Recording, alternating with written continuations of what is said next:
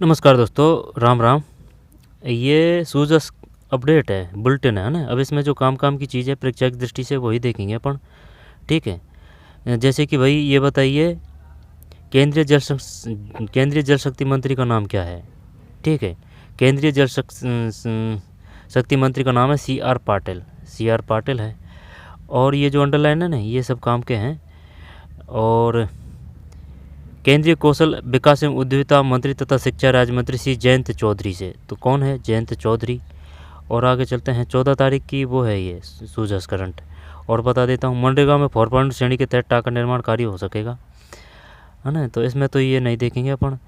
इसके बाद में ये जो है ना, ये काम का है कि राजस्थान देश के कुल शहद उत्पादन में कितना % योगदान है। 9%। अब तो नहीं, लेकिन जैसे कि 1-2 महीने या फिर 3 महीने के अंदर में जो भर्ती होगी ना, वहाँ से आ सकता है कि बताइए राजस्थान का देश के कुल शहद उत्पादन में कितना % योगदान है। 9% है, 10% है, 11% है। 9%, 9%, 9%, 9%।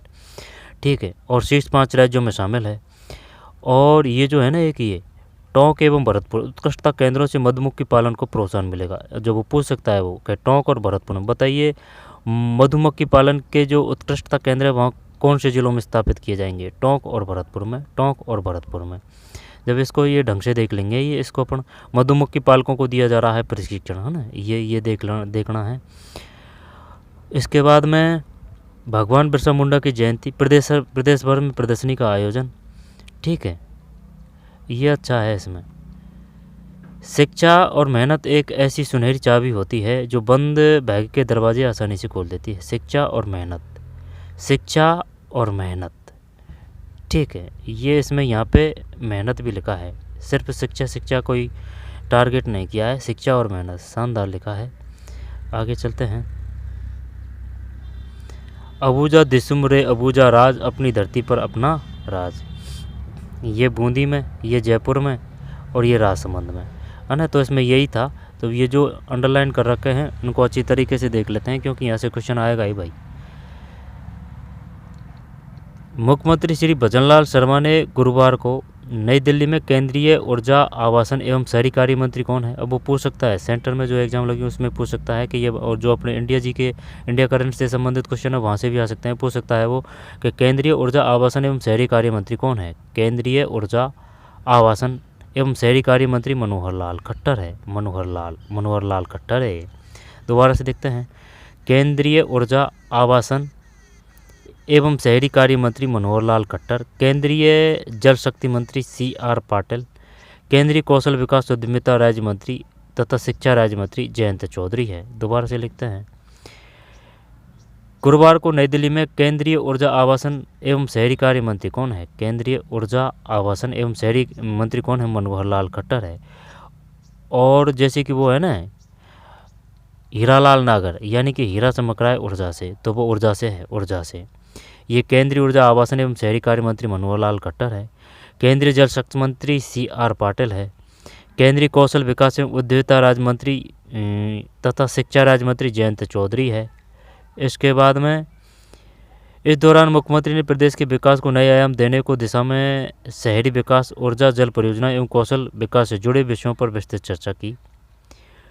ठीक है, इसके बाद हम आगे चलते हैं। इसमें कुछ खास है नहीं। ठीक है, ये है, पहले भी आ चुके हैं यहाँ से क्वेश्चन। केंद्रीय जल शक्ति मंत्री से मुलाकात। मुख्यमंत्री श्री भजनलाल शर्मा ने केंद्रीय जल शक्ति मंत्री CR पाटिल से मुलाकात के दौरान प्रदेश में जल आपूर्ति, जल संचयन सहित जल परियोजना पर वार्ता की। दोनों के मध्य फिरोजपुर रिलाइनिंग एवं रामजल सेतु लिंक परियोजना की प्रगति को लेकर सार्थक चर्चा हुई। इस दौरान प्रदेश में चल रहे कर्म भूमि से मातृभूमि अभियान की सफलता की सराहना की गई। केंद्रीय जल शक्ति मंत्री से मुलाकात, यह है केंद्रीय जल शक्ति मंत्री। ठीक है, केंद्रीय जल शक्ति मंत्री। फिर इसके बाद मुख्यमंत्री श्री शर्मा ने केंद्रीय कौशल विकास उद्यमिता राज्य मंत्री स्वतंत्र प्रभार, ठीक है ना, स्वतंत्र प्रभार तथा शिक्षा राज्य मंत्री श्री जयंत चौधरी से मुलाकात की। ये जयंत चौधरी है। ठीक है, जयंत चौधरी। इसके बाद मुख्यमंत्री श्री शर्मा ने केंद्रीय कौशल विकास एवं उद्यमिता राज्य मंत्री कौन है। केंद्रीय कौशल विकास एवं उद्यमिता राज्य मंत्री कौन है। स्वतंत्र प्रभार की बात कर रहा है। शिक्षा राज्य मंत्री श्री जयंत जयंत जयंत, ये जयंत है। दोबारा से देखते हैं। केंद्रीय कौशल विकास एवं उद्यमिता राज्य मंत्री, केंद्रीय कौशल विकास एवं उद्यमिता राज्य मंत्री स्वतंत्र प्रभार तथा शिक्षा राज्य मंत्री श्री जयंत चौधरी है। फिर ये जो जल शक्ति मंत्री है वो सी आर पाटिल है, जल शक्ति मंत्री सी आर पाटिल। और केंद्रीय कौशल विकास उद्यमिता राज्य मंत्री तथा शिक्षा राज्य मंत्री जयंत चौधरी। ठीक है, ये जयंत चौधरी है, ये जयंत चौधरी है, ये जयंत चौधरी है। और सी आर पाटिल ये नीचे है। ठीक है, ये सी आर पाटिल है, सी आर पाटिल पहले भी आ चुके हैं इस ओजस में। इसके बाद में मनरेगा फॉर्म पांड श्रेणी के तहत टाका निर्माण कार्य हो सकेगा। महात्मा गांधी नरेगा योजना के तहत फॉर्म पाउंड श्रेणी में टाका निर्माण के कार्य किए जा सकेंगे। इस संबंध में मुख्यमंत्री श्री भजनलाल शर्मा के अनुरोध को केंद्रीय ग्रामीण विकास कृषि एवं किसान कल्याण मंत्री शिवराज सिंह चौहान ने स्वीकार कर लिया है। अब ध्यान देना भाई, यहाँ से 3-4 मंत्री आ चुके हैं सेंटर के। कौन कौन से हैं? केंद्रीय ऊर्जा आवासन एवं शहरी कार्य मंत्री मनोहर लाल खट्टर, केंद्रीय जल शक्ति मंत्री सी आर पाटिल, केंद्रीय कौशल विकास उद्यमिता राज्य मंत्री तथा शिक्षा मंत्री जयंत चौधरी।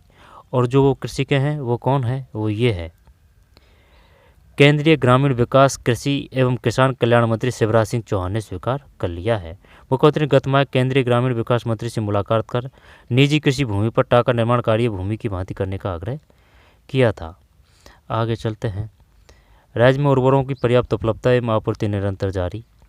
इसके बाद में ये अच्छा है ना, ये पढ़ना है। ये 9% योगदान है, ये ध्यान रखना है। 9%, 9%, 9%, 9% शीर्ष 5 राज्यों में शामिल। अब देखते हैं। परिणामस्वरूप राजस्थान भारत के कुल शहद उत्पादन में 9% योगदान के साथ अब उत्तर प्रदेश, पंजाब, हरियाणा, बिहार देश के 5 सबसे बड़े शहद उत्पादक राज्यों में शामिल हो चुका है। यानी कि पहला तो है उत्तर प्रदेश, इसके बाद में पंजाब हरियाणा, उत्तर प्रदेश पंजाब हरियाणा है ना 3, और ये बिहार। तो उत्तर प्रदेश पंजाब हरियाणा बिहार, और ये अपना हो चुका है 5वां राजस्थान। तो उत्तर प्रदेश पंजाब हरियाणा, उत्तर प्रदेश पंजाब हरियाणा बिहार, फिर है राजस्थान। ठीक है, मीठी क्रांति कहा जाता है, ये ध्यान रखना है। और है ना ये जो है ना ये काम का है। वर्तमान में राज्य में लगभग 3,350 मधुमक्खी पालकों द्वारा 2,76,000 मधुमक्खी कॉलोनियाँ हैं। 3,350 मधुमक्खी यानी कि कुल हो गए 3,350 मधुमक्खी पालकों द्वारा 2,76,000 मधुमक्खी कॉलोनियाँ हैं, जिनमें लगभग 8,200 मीट्रिक टन शहद का उत्पादन किया जा रहा है। तब ये तो वो नहीं पूछेगा ना, लेकिन ये जो है ना पक्का ये जरूर पूछ सकता है कि राज्य में अलवर, भरतपुर, हनुमानगढ़ शहद उत्पादन में अग्रणी राज्य है। बताइए कौन से जिले शहद उत्पादन में अग्रणीय है? अलवर है, भरतपुर है, हनुमानगढ़ है। तो पहले अलवर आएगा, फिर भरतपुर आएगा, फिर हनुमानगढ़। अलवर, भरतपुर, हनुमानगढ़, अलवर, भरतपुर, हनुमानगढ़। आगे चलते हैं। मधुमक्खी पालकों को दिया जा रहा है प्रशिक्षण, ये पूरा ही देखना पड़ेगा। राज्य सरकार की मंशा है कि मधुमक्खी पालन के लिए किसानों को वैज्ञानिक तरीके प्रशिक्षण मिले, जिससे बड़ी संख्या में मधुमक्खी पालन लाभान्वित हो रहे हैं। साथ ही सरकार द्वारा 1,000 मधुमक्खी पालकों को 2 करोड़ रुपए की लागत से मधुमक्खी पालन किट वितरित की जाएगी। यानी कि 1,000 मधुमक्खी पालनों को 2 करोड़ रुपए की लागत से मधुमक्खी पालन किट वितरित की जाएगी। 2 करोड़ दिए जाएंगे। जब ये तो वो नहीं पूछेगा है ना। 9,000 रुपये प्रति मधुमक्खी पालन की दर से सहायता भी दी जाएगी, ये पूछ सकता है। इन 1,000 मधुमक्खी पालकों को मधुमक्खी कॉलोनियों के माइग्रेशन पर 9,000 रुपये प्रति मधुमक्खी पालन की दर से सहायता दी जाएगी। राष्ट्रीय कृषि विकास योजना के तहत राज्य सरकार द्वारा 10-10 करोड़ रुपए की लागत से भरतपुर और टोंक, ये काम का है भाई, भरतपुर और टोंक, भरतपुर और टोंक, भरतपुर और टोंक जिलों मधुमक्खी पालन को उत्कृष्ट केंद्र स्थापित किए जा रहे हैं। ये वैसे इसने ऊपर भी दे रखा है ना। भरतपुर और टोंक, भरतपुर और टोंक उत्कृष्ट का केंद्रों के मधुमक्खी पालकों को प्रोत्साहन। जैसे इसकी जो हेडिंग होती है ना वो ज़्यादातर मेन होती है, वहाँ से ही क्वेश्चन ज़्यादातर आ ही जाते हैं RSSB में। लेकिन RSSB में जो अंदर जो डिटेल होती है ना वहाँ से आता है। वो पूछ सकता है बताइए कौन सी कथन सत्य है, कौन सी बात सही है, कौन सा गलत है, इस प्रकार से। 10-10 करोड़ भरतपुर और टोंक, तो बस यही था इसमें। ठीक है, भरतपुर और टोंक। तो भरतपुर टोंक 10-10 करोड़ किस योजना के तहत है? ये राष्ट्रीय कृषि विकास योजना के तहत। और अलवर, भरतपुर, हनुमानगढ़ है टॉप पे। राज्यों की बात है तो पंजाब, हरियाणा, उत्तर प्रदेश, बिहार, यानी उत्तर प्रदेश पंजाब हरियाणा बिहार, उत्तर प्रदेश पंजाब हरियाणा, बिहार है। फिर है पाँचवा अपना राजस्थान, ठीक 9% है। टोंक और भरतपुर है, ये CR पाटिल है। और ये कौन है, ये जयंत है, जयंत, ठीक है, जयंत। इसके बाद मुकुल शर्मा ने केंद्रीय कौशल विकास एवं उद्यमिता राज्य में स्वतंत्र प्रभार तथा शिक्षा राज्य मंत्री जयंत चौधरी से मुलाकात की। ये जयंत चौधरी है, CR पाटिल। और जो कृषि मंत्री कौन है सेंटर के, वो है शिवराज सिंह चौहान, ठीक है। तो यही था इसमें। चलिए अगली पे चलते हैं। इसमें और देख लेते हैं जो मेन चीज़ है, जिससे कि एग्जाम में क्वेश्चन गलत ना हो, क्योंकि सूरज रामबाण है राजस्थान करंट के लिए, और इसके साथ साथ में इंडिया करंट की भी कुछ हेल्प हो जाती है। प्रवासी राजस्थान दिवस, ये क्वेश्चन आ चुका है कि भाई कब आयोजन किया जाएगा ना, एक एग्जाम आ चुका है, 10 दिसंबर है। प्रवासी राजस्थान दिवस 2025 राजस्थान और वैश्विक प्रवासी समुदाय के रिश्तों को नया आयाम देगा। मातृभूमि के हित में योगदान देने के लिए राजस्थानी डायस्पोरा के साथ लाने की मुख्यमंत्री की अनूठी पहल, है ना। जब ये अंडरलाइन कर रखी है, राजस्थानी माटी की महक से देश विदेश से प्रवासी खिंचे चले आएंगे। आगामी 10 दिसंबर को जयपुर के JECC में पहले प्रवासी राजस्थान दिवस का भव्य आयोजन करने जा रही है। आगामी 10 दिसंबर को JECC में, ठीक, JECC जयपुर राजस्थान दिवस का भव्य आयोजन करने जा रही है। आगे चलते हैं। जो मेन उन पर अंडरलाइन कर रखी है, राजस्थान की समृद्ध विरासत और बदलते परिवेश की झलक दिखेगी। इसके बाद में प्रवासी राजस्थानियों के लिए सहभागिता के नए द्वार, ये काम का है ना, ये अंदर तो नहीं, लेकिन ये जैसे कि भाई कर्मभूमि से मातृभूमि अभियान क्या है, विद्यालय की भामाशाही योजना क्या है, ऑनलाइन फंडिंग प्लेटफॉर्म ज्ञान संकल्प पोर्टल क्या है, राज्य सरकार के सरकारी संस्थाओं के नामकरण की नीति, ठीक है, नंदीशाला जन सहभागिता योजना। तो देख लेते हैं एक बार, और इसमें और नहीं है कुछ ज़्यादा। फिर पर्यटन विभाग की प्री समिट कब होगी, 27 नवंबर को होगी, 27 नवंबर। राज्य के पर्यटन विभाग द्वारा प्रवासी राजस्थान दिवस 10 दिसंबर के क्रम में एक प्री समिट का आयोजन किया जा रहा है। यह कार्यक्रम जयपुर में 27 नवंबर को होगा, जिसमें मुख्यमंत्री भजनलाल शर्मा भी शामिल होंगे।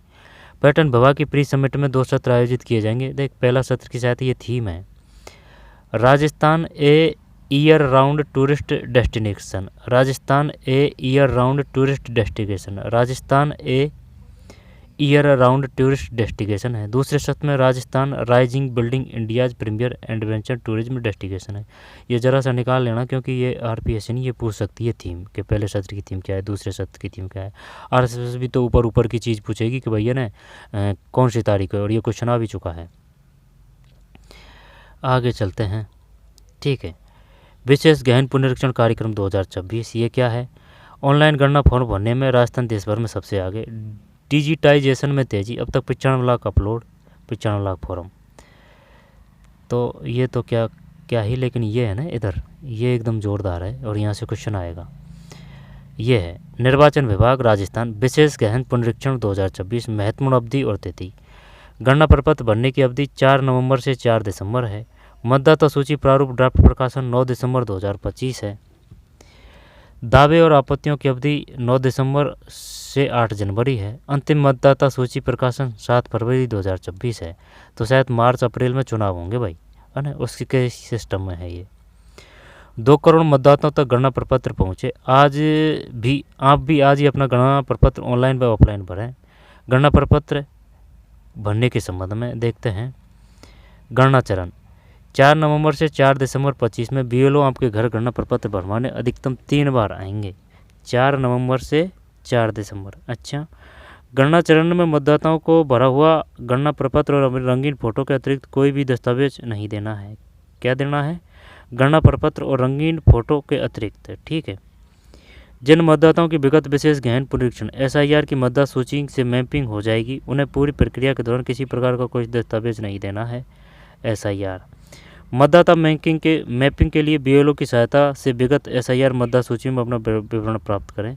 BLO की सहायता से विगत SIR मतदाता सूची में प्रत्येक मतदाता अपना गणना प्रपत्र ऑनलाइन फॉर्म भर सकता है, ठीक है।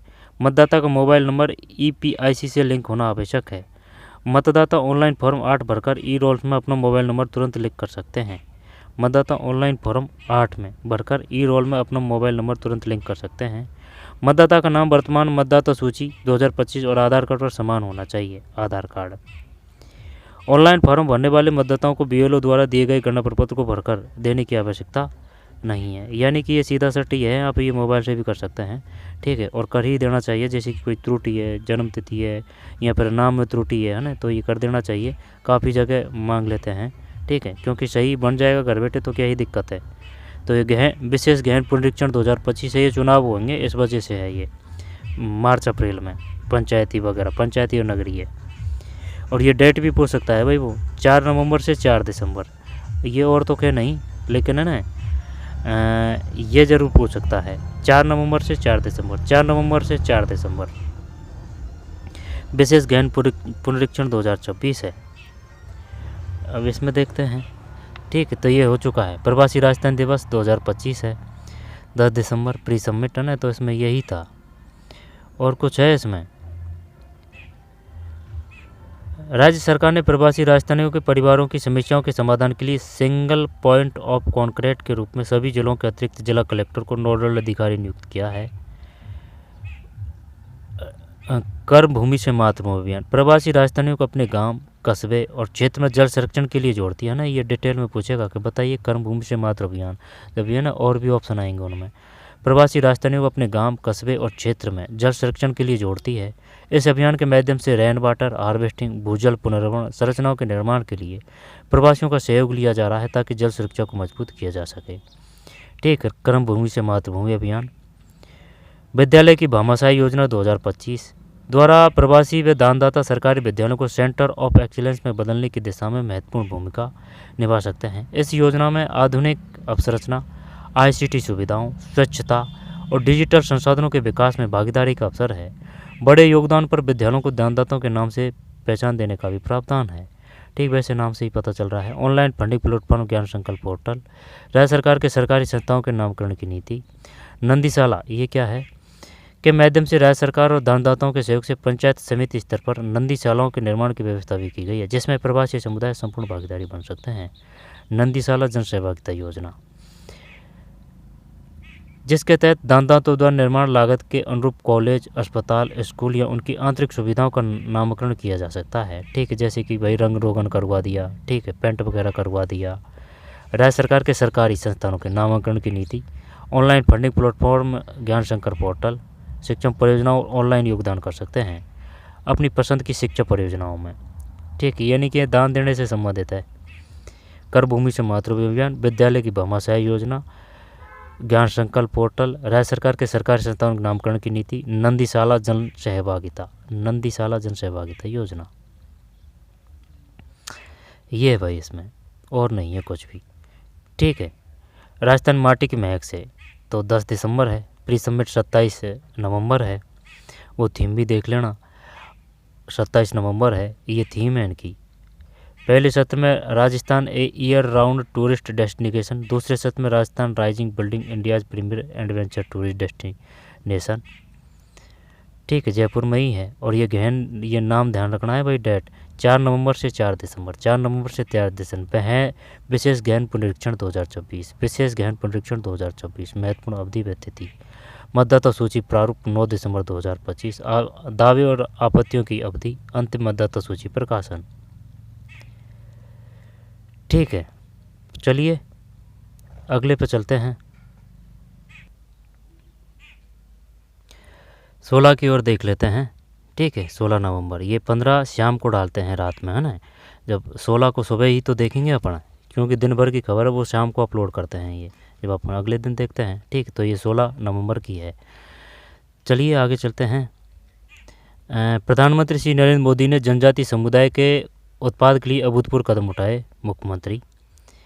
अब है ना, ये जो ये काम का है, ये वो पूछेगा कि गुजरात के डेडियापाड़ा में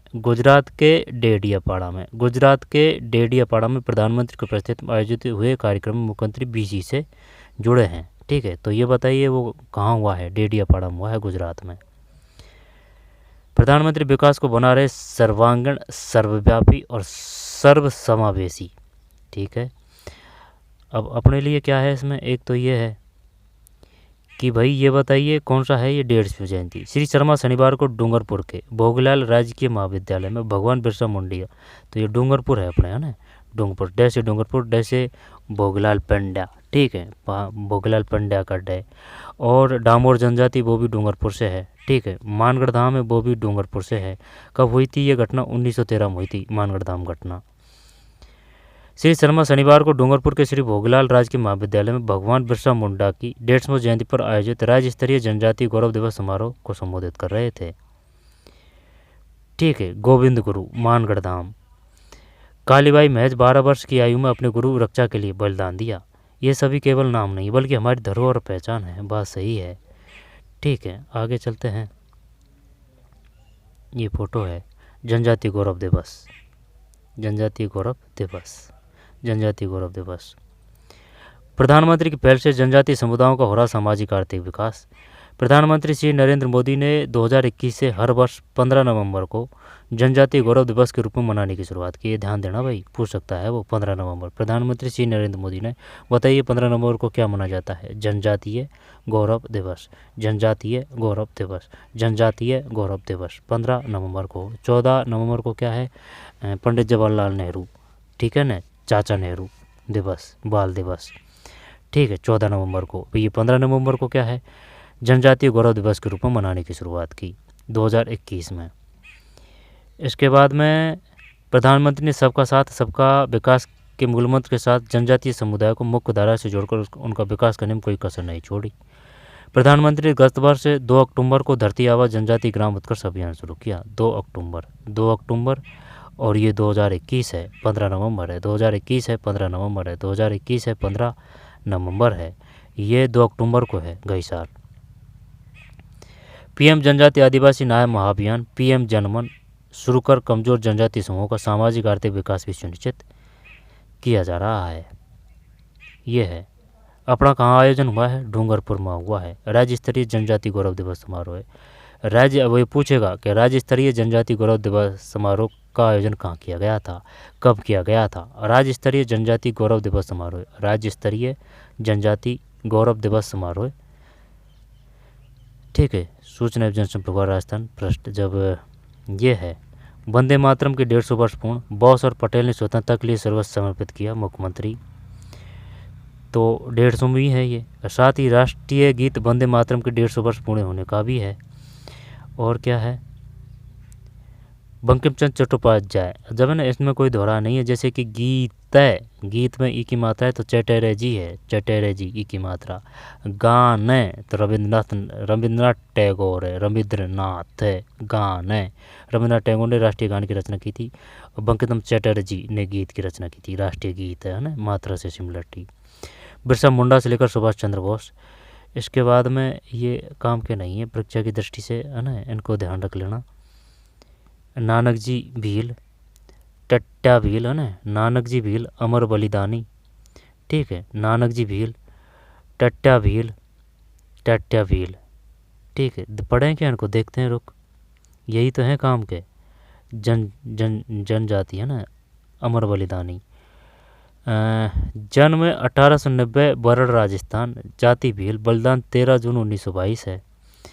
क्या है इसमें? अमर हुतात्मा नानक भील बचपन से ही निडर, साहसी एवं जागरूक व्यक्ति थे। नानक भील गोविंद गुरु और मोतीलाल तेजावत द्वारा चलाए जा रहे नानक भील, गोविंद गुरु और मोतीलाल तेजावत द्वारा चलाए जा रहे आंदोलन से काफ़ी प्रभावित थे। नानक भील ने अपने क्षेत्र में झंडा गीतों के माध्यम से, ये झंडा गीत ये आ सकता है, भील ने अपने क्षेत्र में झंडा गीतों के माध्यम से अंग्रेज द्वारा विरोध किया और अपने क्षेत्र में आम लोगों को अंग्रेजों का विरोध करने के लिए प्रेरित किया। 2 अप्रैल 1923 को बूंदी के क्षेत्र में डाबी गांव में किसानों की बैठक पर अंग्रेज पुलिस ने अचानक से गोलीबारी कर दी। डाबी, ठीक, डाबी